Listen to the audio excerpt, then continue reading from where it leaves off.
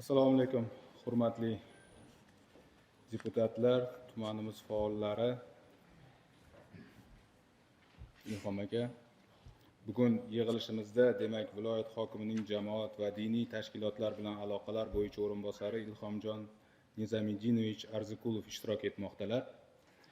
Demak, bugun Toshkent tumanida kambag'allikni qisqartirish va bandlikni ta'minlash bo'yicha amalga oshirilgan ishlar to'g'risida murojaatni eshitib o'tamiz. Demak, hurmatli prezidentimizning 2022-2026 yillarga mo'ljallangan yangi O'zbekiston taraqqiyoti strategiyasi mamlakatimiz ravnaqi, yurt istiqboliga qaratilgan ulkan dastur sifatida butun xalqimiz hayotiga mustahkam yo'l yo'riq bo'lib xizmat qilmoqda. Bu hujjat nafaqat islohotlar manzili, balki har bir sohada aniq natijaga qaratilgan amaliy harakat mezonidir. Davlat rahbarimiz ta'kidlaganlaridek, bugungi global iqtisodiy murakkabliklarga barqaror vaziyatlar va raqobat kuchaygan bir davrda barqaror iqtisodiy o'sishga erishish faqatgina tinimsiz mehnat, ilmiy yondashuv, mustahkam intizom va rahbarning har ma'noda fidoyiligi orqali amalga oshiriladi. Iqtisodiyotning har bir bo'g'inida yangicha fikrlash, zamonaviy ish uslublari va mas'uliyatli yondashuv talab etilayotganligi bejiz emas. Shu ma'noda prezidentimizning bir yil muqaddam Toshkent tumaniga amaliy tashriflari chog'ida belgilab berilgan ustuvor vazifalar tumanning yaqin istiqboldagi rivojlanishi yo'lini aniq belgilab beradi. Ushbu vazifalar tuman taraqqiyotining yo'l xaritasiga aylanib, hududning ijtimoiy-iqtisodiy qiyofasini tubdan yangilashga xizmat qilmoqda. Ayniqsa, yil yakuniga qadar tumandagi barcha mahallalarni kambag'allik va ishsizlikdan xoli hududga aylantirish oldimizda turgan eng ustuvor va dolzarb maqsad hisoblanadi.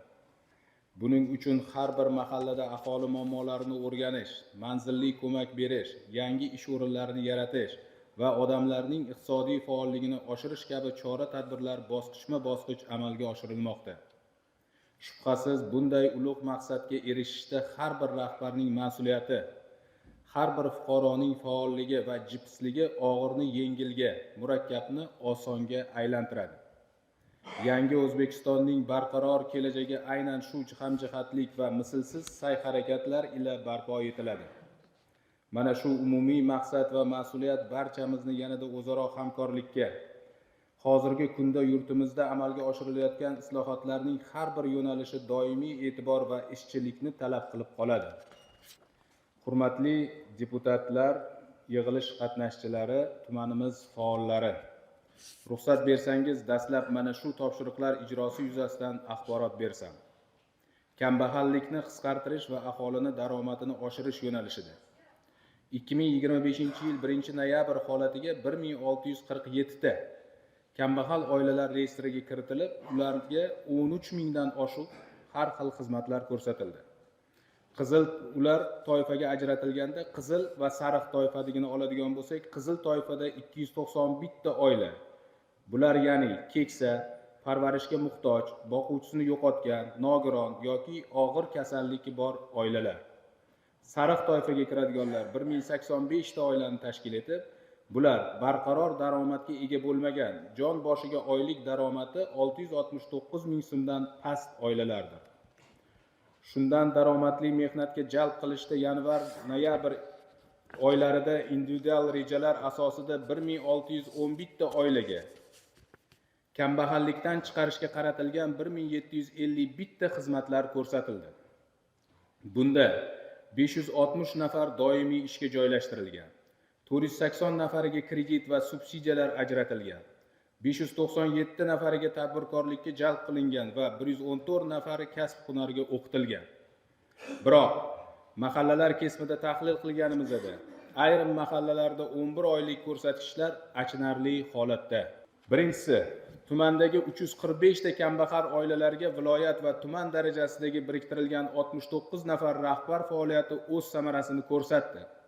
Misol uchun, tuman davlat soliq inspeksiyasi boshlig'i o'ziga biriktirilgan Beshterak mahallasida yashovchi Abdurahimova Gulchehra Alimovnaga homiylar ko'magi asosida 2 ta tikuv dastgohi olib berildi va yaqin oradagi tikuv sexlaridan ish gaplashib berish natijasida ushbu ishsiz ayolning bandligi ta'minlanib, oilaning o'rtacha daromadi 3 millionga yetdi. Bu borada eng yaxshi natija tuman obodonlashtirish boshqarmasi boshlig'i Sultonov 4 ta oilani kambag'allikdan chiqargan. Mikrokredit bank tuman bo'limi rahbari Ro'zimuratov 4 ta oilani kambag'allikdan chiqargan. Maktabgacha ta'lim va maktab ta'limi bo'limi boshlig'i Rakimovalar 3 ta oilani kambag'allikdan chiqarib, faoliyati bo'yicha amaliy ishlar kuzatilgan. Umuman olganda, yanvar-noyabr oylarida reyestrdagi 811 ta kambag'al oila yoki 2847 nafar aholi rasmiy daromadi va moddiy mulkiy ahvoli yaxshilangani natijasida kambag'allikdan chiqarilgan. Shu o'rinda savol tug'iladi. Kambag'al oila reyestridan chiqmagan ushbu biriktirilgan rahbarlar nima deb javob beradi? O'zining bu boradagi harakatsizligi yoki e'tiborsizligi nima deb oqlaydi? Qolaversa, prezident qarori ijrosi bo'yicha qonunchilik oldida qanday javob beradi? Ya'ni o'sha bizani funksionalkamizga kirmaydi yoki men u bilan shug'ullanishim kerak emas degan bo'lim tashkilot rahbarlari o'ziga qattiq xulosa qilib olish kerak. Biriktirilgan oila nafaqat o'tga 2 ta non ko'tarib olib kirib xabar olish, balki ularni kambag'allikdan chiqarish rejasi berilgan. Bu biriktirilgan bo'lim tashkilot rahbarlari nafaqat demak salohiyati uni 5 tagina oilani kambag'allikdan chiqarishga kuchi yetishini bilib biriktirilgan edi. O'shaning uchun har bitta bo'lim tashkilot unga o'ziga xulosa qilib olish kerak. Yuqorida amaliy ishlarni amalga oshirilgan bo'lim tashkilotlarga ham rahmat. Lekin borib nomiga rasmga tushib qaytayotgan bo'lim tashkilotlar o'ziga jiddiy xulosa qilish kerak bo'ladi. Mahallalar kesimida tahlil qilinadigan bo'lsak, Sarke 7.4%, Oqtom 9.3%, Huvaydo 13.5%, Obodlik 14.3%, Sohibkor 16.2% kambag'allikdan chiqarilgan bo'lib, reyestrdan chiqarilgan oilalar soni bo'yicha eng past ko'rsatkichlarni tashkil etmoqda. Ikkinchi yo'nalish. Reyestrga kiritilgan kambag'al oilalarning 646 nafar a'zolari mikro loyihalarda tashabbuskor yoki band qilingan sifatida ishtirok etdi. Bunda ishga tushirilgan barcha mikro loyihalarning 23.2% kambag'al oilalarga to'g'ri keladi. Yanvar-noyabr oylarida jami 2781 ta mikro loyihalar amalga oshirilgan. Bu yo'nalish bo'yicha eng yaxshi natija Ko'ksaroy 25 ta, Bog'izilol 20 ta, Ko'kterak 19 ta, Nurhayot 19 ta mahallalarda kuzatilgan bo'lsa, eng past ko'rsatkich Kalas, Kensoy, Hasanboy guzari mahallalarida qayd etilgan. Uchinchi yo'nalish. Og'ir mahallalarga ajratilgan 15 milliard so'm mablag' hisobidan 5 ta Kalas, Uchchinor, Zargar, Sirg'ali, Oqtosh mahallalarida aholi tomorqalaridan sug'orish imkoniyati yo'qligi bois sug'orish tizimlarini yaxshilashga qaratilgan loyihalar amalga oshirildi. Buning natijasida 3302 ta xonadonlarda, shundan 202 tasi kambag'al oilalarning xonadonlarida tomorqasida sug'orish orqali daromadli ekinlar ekish imkoniyati yaratib berildi. Misol uchun Zargar mahallasida Jo'rayev Sayfiddin xonadonida 6 sotix yer maydoniga suv yetishmasligi sababli yillar davomida foydalanilmasdan tomorqa bu yil bodring ekilib 1,5 tonna hosil yig'ib olindi. Natijada 20 million so'm daromad oldi. Takroriy ekinga savizi yetishtirilmoqda. 4-chi yo'nalish. Yangi belgilangan mezon asosida 1085 nafar sariq toifadagi kambag'al oilalarning doimiy ishga joylashtirish va tadbirkorlikka jalb qilib, band qilgan holda yillik ijtimoiy soliq to'lovlarini amalga oshirish hisobidan yashil toifaga o'tkazish imkoniyatimiz yetarli. Vazirlar Mahkamasining 2025-yil 13-may kuni dehqon xo'jaliklari va tomorqa yer egalari faoliyatini qo'llab-quvvatlashga doir qo'shimcha chora-tadbirlari to'g'risidagi 317-sonli qaroriga muvofiq subsidiya, grant, kredit va lizing mablag'lari hisobidan ekin yer maydonlariga samarali foydalanish bo'yicha imkoniyat yaratib berilgan. Bu borada Hasanboy mahallasida usta dehqonga 60 dan ziyod xonadonlarda gulchilik faoliyatini yo'lga qo'yishga ko'maklashgani uchun 29,5 million grant mablag'lari ajratilgan xolos. Grant mablag'lari, hurmatli hokim yordamchilari. Qolgan birorta mahallada bu yo'nalishda umuman ishlar olib borilmagan. Bitta mahalla, 62 ta mahallada amalga oshirilmagan. 6 yo'nalish bo'yicha Vazirlar Mahkamasining 2025 yil 11 mart kuni kambag'allikni qisqartirish davlat maqsadli jamg'armasi faoliyatini tashkil etish chora-tadbirlari to'g'risidagi 158-sonli qaroriga muvofiq, demak, suda va grant mablag'lari hisobidan kambag'al oilalar tomonidan tadbirkorlik faoliyatini boshlashda imkoniyat mavjud edi. Hisobot davrida sudi uchun 80 million so'mlik 7 nafar kambag'al oilalarga asbob-uskunalar olib berildi.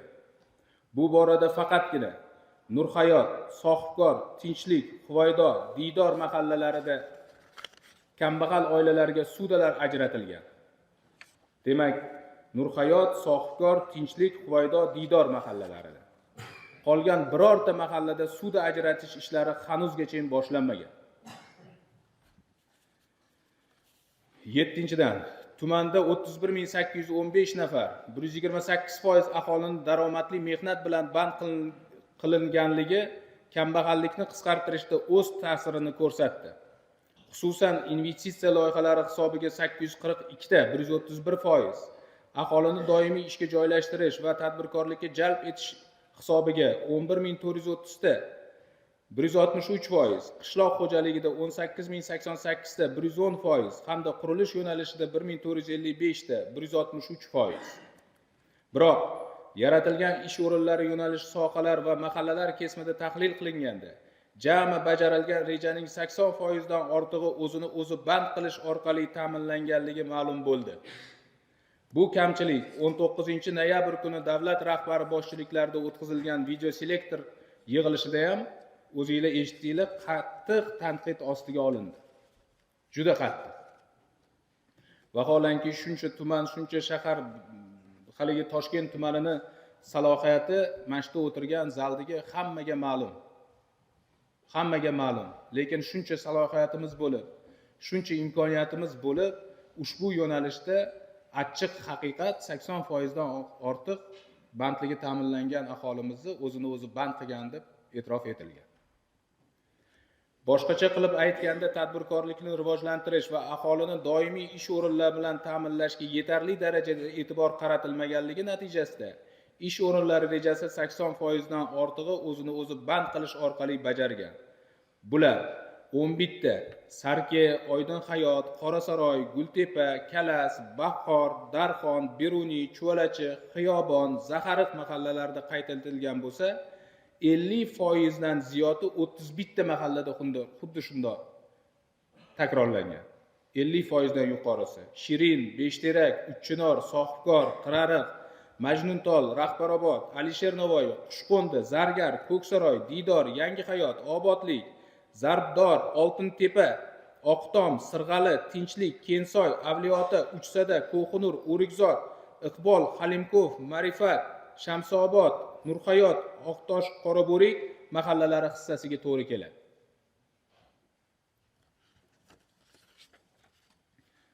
Bu borada zudlik bilan 15 dekabr kuniga qadar quyidagi vazifalarning ijrosini ta'minlash lozim bo'ladi.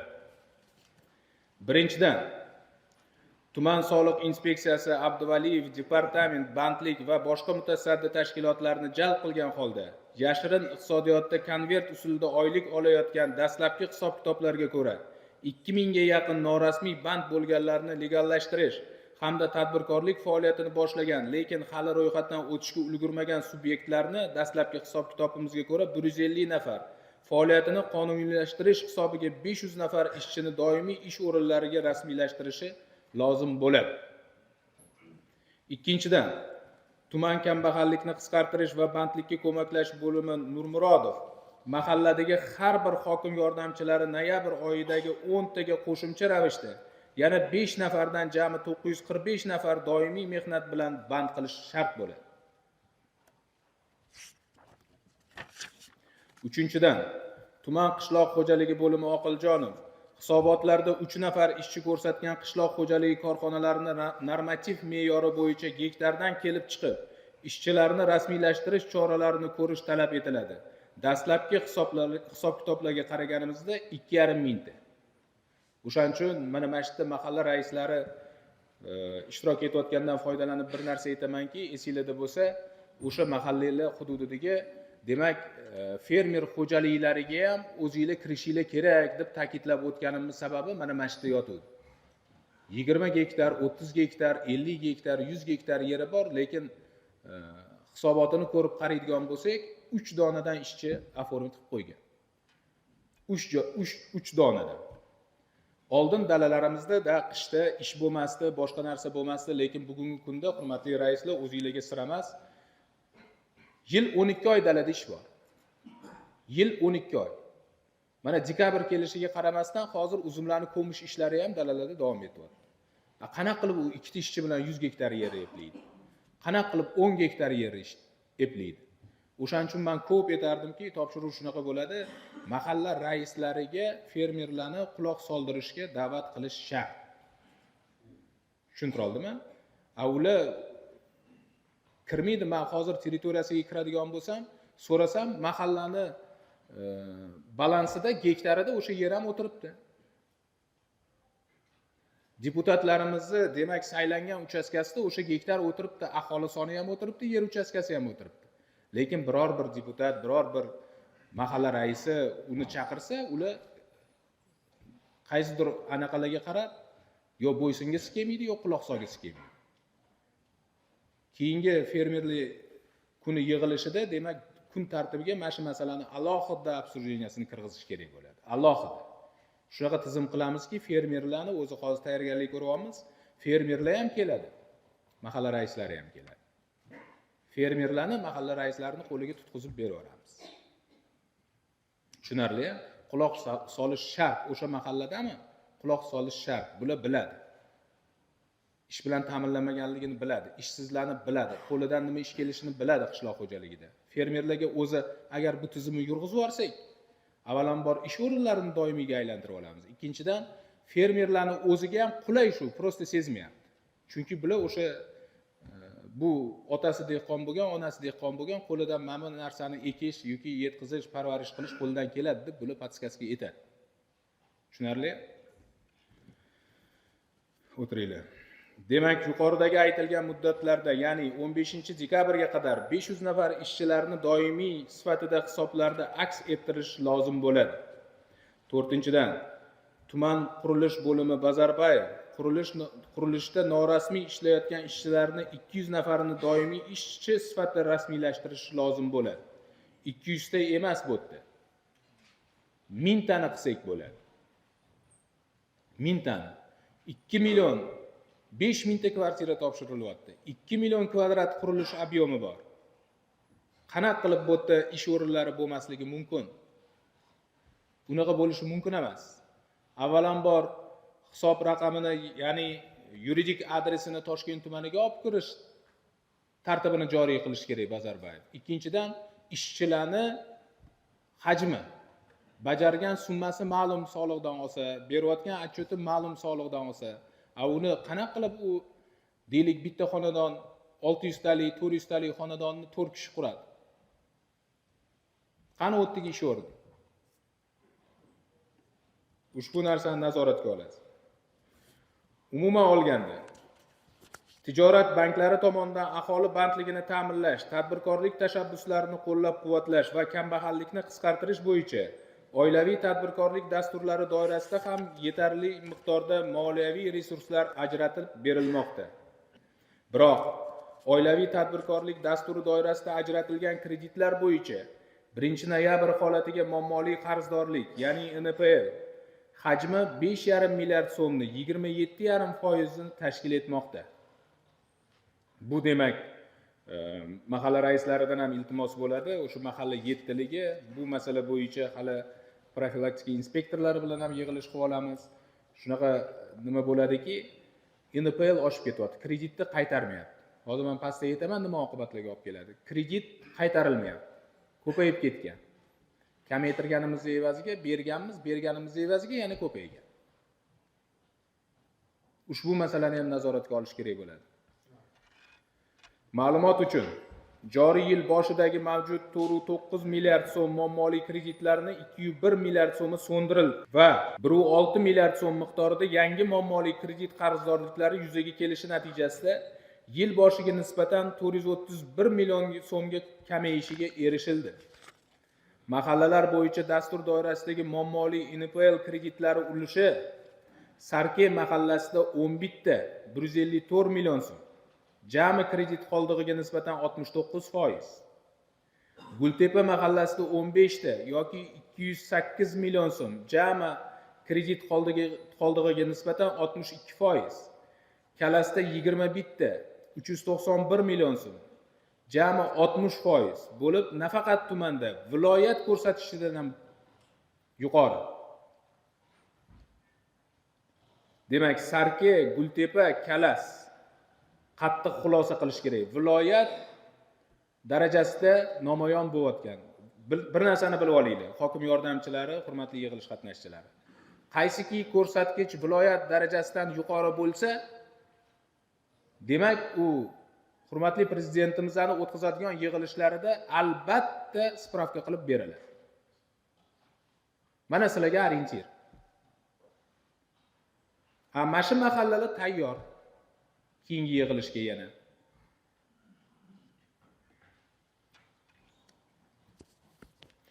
Shu bilan birga jami 11 ta mahallada NPL qarzdorlik ulushi 50% dan yuqoriligicha qolmoqda. Mazkur mahalladagi hokim yordamchilari ushbu lozimga loyiqmi degan savol o'zlariga berib ko'rishlari kerak. Loyiqmanmi? Ishlayotganim yaxshimi? Nima ish qilyapman degan savolni o'ziga hokim yordamchisi berish kerak. Bundan tashqari, qarzdorlik 10% gacha bo'lgan mahallalar 17 tani tashkil etadi. 10% dan 20% gacha bo'lganlar 16 tani tashkil etadi. 20% dan 30% gacha bo'lganlar 7 ta. 30% dan 50% gacha bo'lganlar 18 ta. Kredit qarzdorliklari mavjud bo'lmagan mahallalar soni esa bor yig'i 3 tani tashkil etadi. 63 ta mahalladan o'sha qaror farmonda belgilangandek ishlayotganlari 3 tani tashkil etar ekan, 3 ta. 60 tasi minusda. Mana shu zalda o'tirgan mahallaga taalluqli bo'lgan mahalla yettiligiga qattiq xulosa qilish kerak, qo'liga daftar olib. Qattiq xulosa qilish kerak. Muammoli kreditlarni so'ndirish yuzasidan quyidagi tizimli ishlar olib borilishi lozim bo'ladi.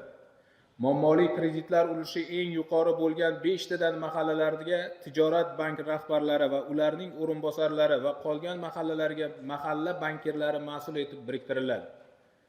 Undiruv jarayonida maqsadsiz ishlatilganligi aniqlangan kreditlar mas'ullar tomonidan prokuratura organlariga berilishini ta'minlash kerak bo'ladi. Majburiy ijro byurosi tomonidan 462 ta holatda g'arib 10 milliard so'mlik kreditlarni undirish bo'yicha ijro harakatlarini jadallashtirish lozim. Mahallalarga biriktirilgan rahbar va mas'ul xodimlarga aniq topshiriqlar berib, kunlik so'rov yo'lga qo'yiladi. Har hafta mavjud muammoli kredit qarzdorliklarining holati va ularni kamaytirish bo'yicha tuman prokuraturasi tomonidan tijorat banklari, MIB xodimlari hamda hokim yordamchilari bilan birgalikda muhokama qilib boriladi. Oilaviy tadbirkorlik dasturlari bo'yicha muammoli kreditlar NPL hajmini qisqartirish ustuvor vazifa etib belgilangan. Sababi birinchidan, mana hozir tepada aytganimdek, nima oqibatlarga olib keladi? Birinchidan, banklardagi bu resurs prezidentimiz tomonidan ajratilgan davlat budjeti mablag'lari hisoblansa, ya'ni hokim yordamchilari e'tibor bilan eshitinglar. Davlat budjeti 100 so'm ham, 30 million so'm ham, 300 million so'm ham. Davlat budjeti hazillashmaydi. Ikkinchidan, qarzdorlik yuqori bo'lgan mahallalarga kredit ajratish markaziy bank tomonidan yopib qo'yiladi. Qarzdorlik NPL yuqori bo'lgandan keyin u mahallada demak kredit berishi markaziy bank tomonidan taqiq qo'yib qo'yadi, so'ndirmaguncha. Natijada ushbu mahallalarda aholi bandligini ta'minlash va daromadini oshirish, ishsizlikni oldini olish asosiy dastak bo'lgan moliyaviy resurs cheklanadi. Endi savol, u hokim yordamchisi u mahallada nima keragi borki? Pul bermasa nima keragi bor? Pul bermasa qanaqa qilib ishchi o'rni yaratadi? Qanaqa qilib tadbirkorlik faoliyatini yo'lga qo'yadi? Qanaqa qilib o'zini obro'sini tiklaydi u mahallada? Demak, o'rinli javob tug'iladiki, u mahallada u hokim yordamchisi kerak emas.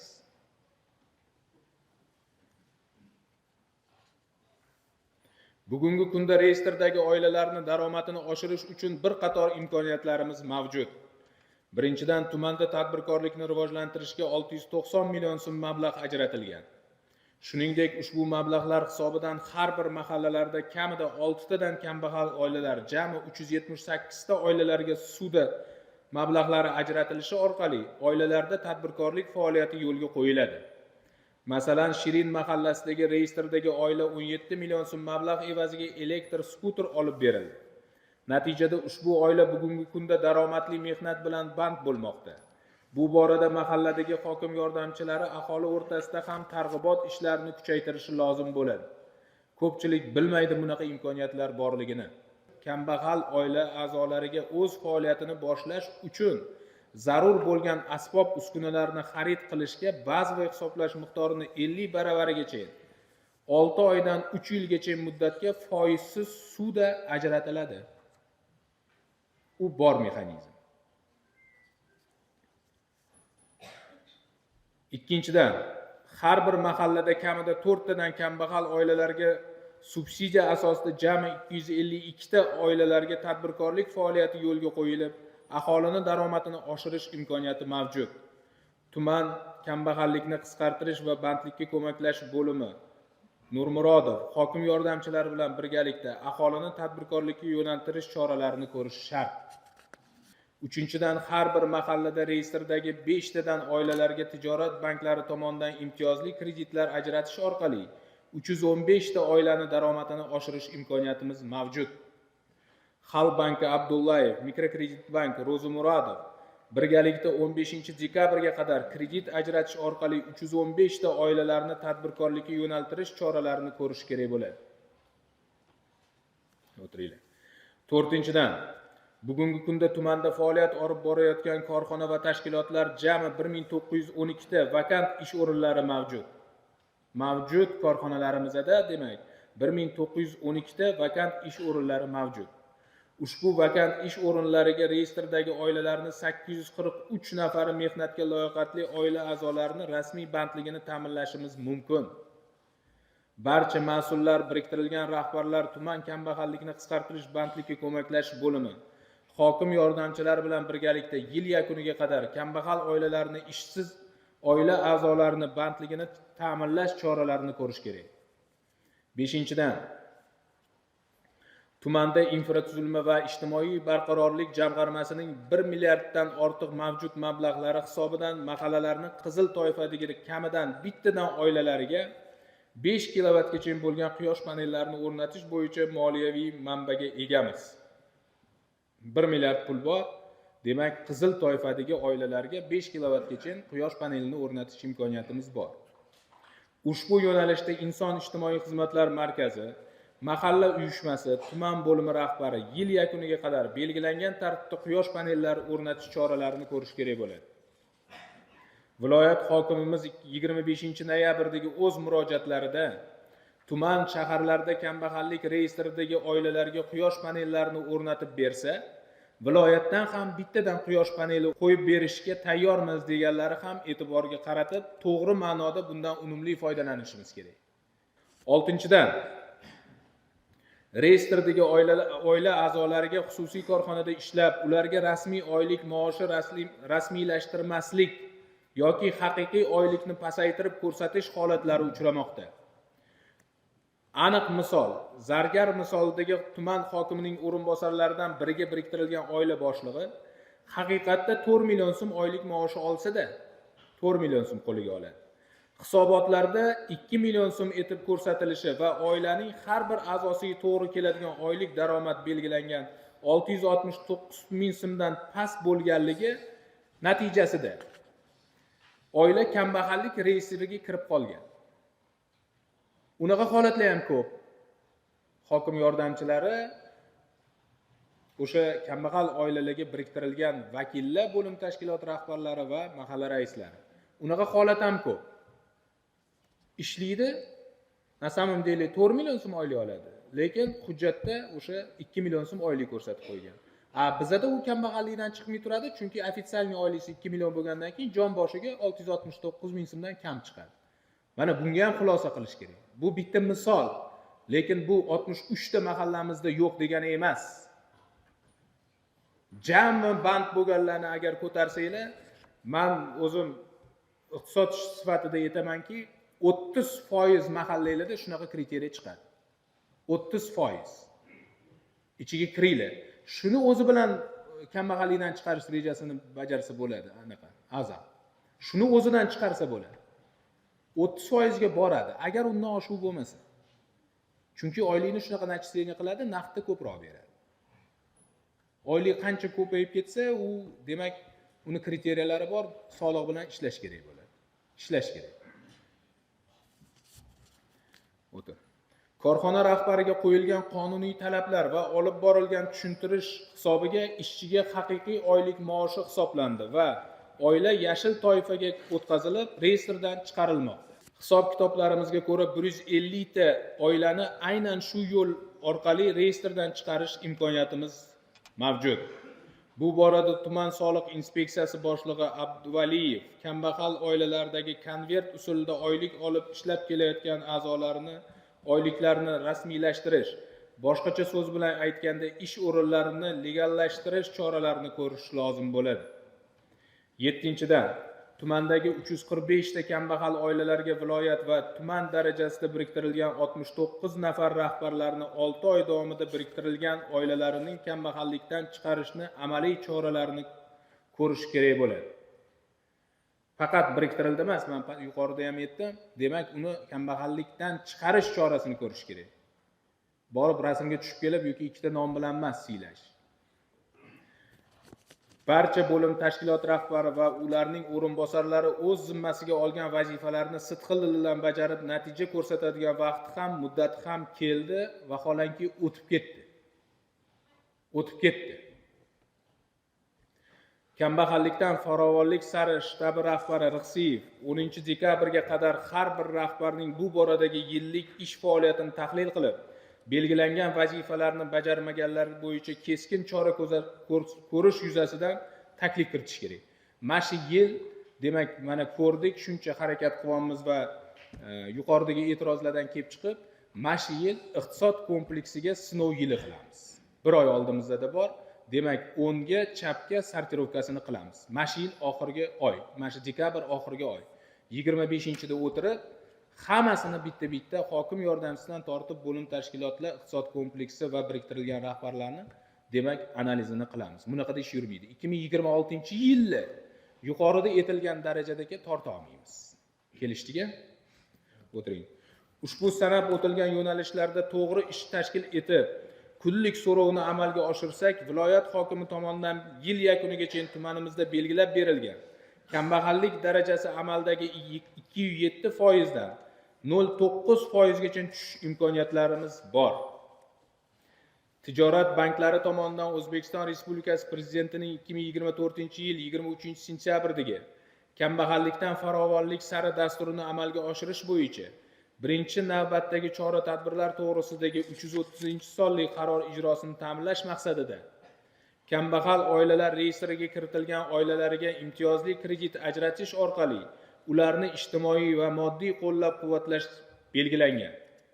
Shundan kelib chiqib, tijorat bank rahbarlari mahallalarda tadbirkorlik istagini bildirgan tashabbuskorlarga biznesga birinchi qadam va mahalla loyihasi dasturi doirasida kredit mablag'larini ajratish chorasini ko'rish kerak. Bundan tashqari, O'zbekiston Respublikasi Vazirlar Mahkamasining 2025-yil 30-sentyabrdagi kambag'al oilalar reyestriga kiritilgan oilalarga kredit ajratish tartibi to'g'risidagi 612-sonli qarori qabul qilingan. Mazkur qarorda kambag'al oilalar reyestriga kiritilgan oilalarga tadbirkorlik faoliyatini boshlash uchun kichik ishlab chiqarish uskunalari, ko'chma do'konlar, food truck, motoroller, skuter va shu kabi boshqa asosiy vositalarni sotib olish uchun garovsiz kreditlar oilaviy tadbirkorlikni rivojlantirish dasturi yagona elektron platforma Oila kredit.uz orqali ajratilishi belgilangan. Qarorga asosan dastur doirasida kredit mablag'larini moliyalashtiruvchi banklar bu Xalq banki mikrokredit bank etib belgilangan. Topshiriq: Xalq banki va mikrokredit bank rahbarlari joyiga chiqqan holda hokim yordamchilari va mahalla bankirlari bilan birgalikda har bir mahallada 5 tadan kambag'al oilalarni tadbirkorlikka jalb qilib, jami 315 ta oilaga kredit mablag'larini ajratishini ta'minlash kerak bo'ladi. Tushunarli? Sizlarga ham xuddi shu gap taalluqli. Sizlarga ham sinov dekabr. NPL bo'yicha bu yo'nalishlarda qaror farmonlarni ishga solish bo'yicha. O'tiringlar. Inson ijtimoiy xizmatlar markazi tuman maktabgacha va maktab ta'limi bo'limi hamda tibbiyot birlashmasi birgalikda kambag'al oilalar reyestriga kiritilgan qizil toifadagi 291 ta oilalarning ro'yxatini shakllantirish kerak bo'ladi. Bu borada davlat tomonidan kafolatlangan tibbiy, ijtimoiy, kasb-hunar ta'limiga oid yo'nalishlarda xizmatlar ko'rsatishni ta'minlaysizlar. Tushunarli? O'tiringlar. Kelgusi hafta seshanba kuniga qadar 63 ta, mana shu kelayotgan seshanba 63 ta mahallaning mahalla xodimlari, ya'ni mahalla yettiligi kambag'allikni qisqartirish va aholining daromadini oshirish yuzasidan o'z murojaatlarini o'tkazishlari kerak bo'ladi. Mahalla yettiligi. Har bitta mahalla yettiligi o'zini mahallasida demak yig'ib o'sha yerda demak o'zini dasturini, o'zini qilgan ishlari, yo'l qo'ygan kamchiliklari va kelajakda amalga oshirish kerak bo'lgan ishlarini ochiq-oydin murojaat qilib yo'llaydi. Har bittasini 63 ta papka qilib menga berasizlar. Tushunarli? Azal. Tushunarlimi? Hokim yordamchisi tayyorlaydi, mahalla raisi uning ichiga kiradi, o'qib, hammaga eshittiradi birgalikda. Xulosa qilib aytadigan bo'lsak, oldimizda turgan maqsadlar ulkan, mas'uliyat esa juda katta. Lekin fidoyilik, mas'uliyat va o'zaro hamkorlik bilan har qanday vazifani uddalash mumkin. Toshkent tumanining ertangi kuni, uning taraqqiyoti, aholimiz farovonligi aynan bizning bugungi sa'y-harakatlarimizga bog'liq. Shunday ekan, har bir mas'ul katta-yu kichik rahbardan tortib pastdagi davlat xizmatchisiga qadar bir yoqadan bosh chiqarib belgilangan vazifalarni ijrosini ta'minlash, amaliy natijaga qaratilgan mehnatimiz bilan o'rnak bo'lishni boshlashimiz kerak. Yurtimiz taraqqiyoti va xalqimiz farovonligi yo'lida barchamizga yuksak mas'uliyat talab etiladi. Va Ilhom aka biza ishontirib, mana shu tuman rahbari sifatida mana bu yerda deputatlarimiz, faollarimiz o'tiribdi, mahalla yettiligi ishtirok etayotgandan foydalanib bir narsa aytamanki, mana shu yilning yakunigacha hurmatli prezidentimizni belgilab bergan rejalari, vazifalari, viloyat hokimini oldimizga qo'ygan vazifalari, ya'ni o'sha kambag'allik darajasini 0.9% ga amaldagi 2.7% dan 0.9 ga tushirish va tumanni kambag'allik va ishsizlikdan xoli hududga aylantirish bo'yicha men mashtiga hamma yondosh bo'lib va'da beramiz. Viloyat hokimiga iltimos bo'ladi, yetkazib qo'ysangiz, va'da beramiz. Biz buni yil oxirigacha amalga oshiramiz. Buning uchun bizda imkoniyat ham, salohiyat ham, har tomonlama sharoit ham, pullari ham, mexanizmlari ham qilib beriladi.